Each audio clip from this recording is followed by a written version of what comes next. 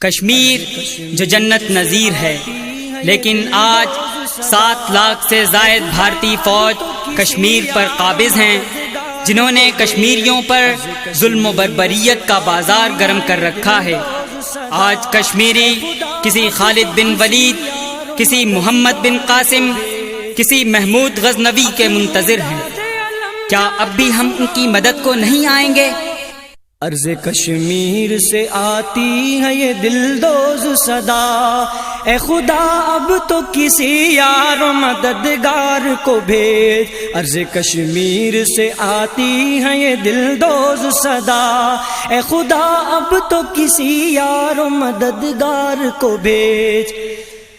اپنی روداد علم جا کے سناؤں کس کو، اور یہ حال زبوں جا کے بتاؤں کس کو، داغ دل زخم جگر جا کے دکھاؤں کس کو، کس کو آواز دو نصرت کو بلاؤں کس کو۔